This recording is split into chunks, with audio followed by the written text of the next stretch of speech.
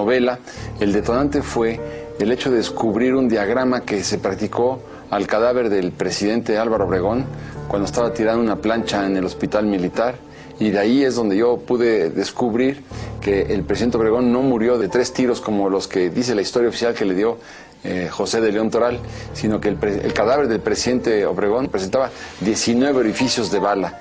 Por eso se decía que o Toral usó 6 pistolas o había 6 tiradores en la bombilla aquella tarde aciaga del 17 de julio de 1928. Excelsior publicó en el año de 1947, casi 20 años después del asesinato, publicó este diagrama y publicó una nota en la primera plana del periódico.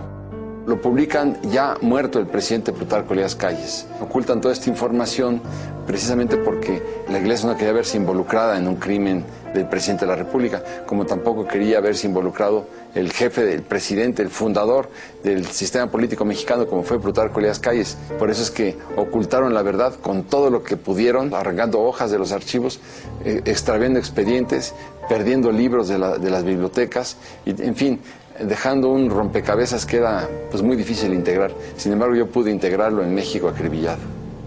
Cuando empiezo a estudiar el asesinato del presidente Álvaro Obregón, me encuentro con la madre Conchita, después de que arrestan a Toral se lo llevan preso a la delegación de policía. Ahí es donde torturan a José de León Toral, y entonces es cuando habla de su guía espiritual, que era la madre Conchita. Entonces yo dije, ¿qué tiene que ver una monja en el asesinato del presidente de la República? Evidentemente había otro sacerdote que era el padre José Aurelio Jiménez, que es el padre espiritual de José de León Toral, el que lo acompaña en los últimos días. Es el que bendice la pistola porque le pide a Toral que le haga el favor de dirigir las balas que va a disparar, para que estas balas que va a disparar vayan directamente al corazón del presidente de la República. Pero junto al padre José Aurelio Jiménez está la madre Conchita, y la madre Conchita no estaba sola.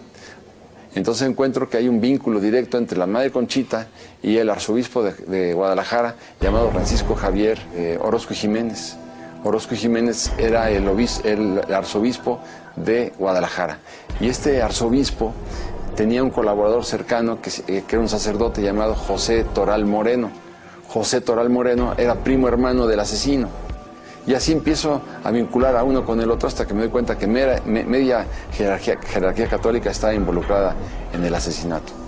Ya vimos cómo a la Iglesia Católica no le interesaba de ninguna manera el hecho de que llegara nuevamente Obregón al poder, porque iba a atacar otra vez a la Iglesia, tal y como la atacó durante la Revolución y tal y como la atacó interviniendo en la redacción de la Constitución de 1917, y la Iglesia no quería a Obregón. Entonces por eso es que Obregón se la quiere sacudir, y se la quiere sacudir también Calles con un doble objetivo: distraer a la nación con una guerra cristera para poder matar al presidente Obregón, que por cierto había sido un gran traidor, porque Obregón viola el principio revolucionario y constitucional que decía sufragio efectivo, no reelección, el principal postulado de la revolución. ¿Qué hace Obregón? Violar ese postulado porque se reelige en 1928.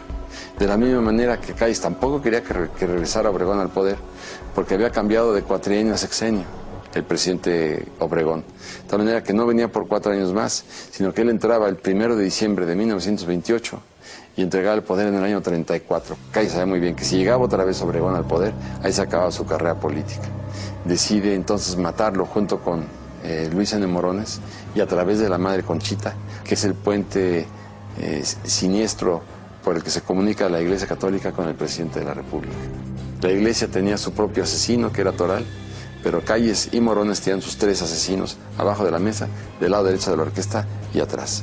Y así es como se consuma este crimen en el que murieron muchísimas personas, no solamente el propio presidente Álvaro Obregón. Hay que tomar en cuenta que después del asesinato en La Bombilla empezó un juicio a la famosa madre Conchita, esta monja que tenía en su convento armas, tenía pistolas, tenía municiones, tenía pólvora, tenía dinamita, estaba rodeada de terroristas como el padre Pro, y la condenan a 20 años de prisión en las Islas Marías. Uno de los abogados de la madre Conchita, que había descubierto la participación del presidente Calles en el asesinato del presidente Obregón, de repente lo envenenan con un helado de limón. Pierde la razón, se extravía y fallece tiempo después.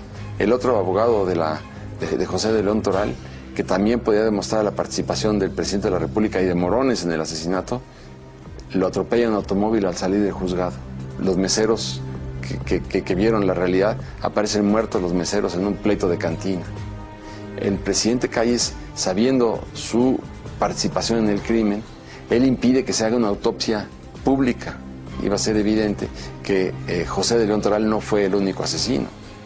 Se impide que se le juzgue a Toral a través de un tribunal federal, lo juzga un tribunal popular y lo condenan a muerte 9 meses después del asesinato.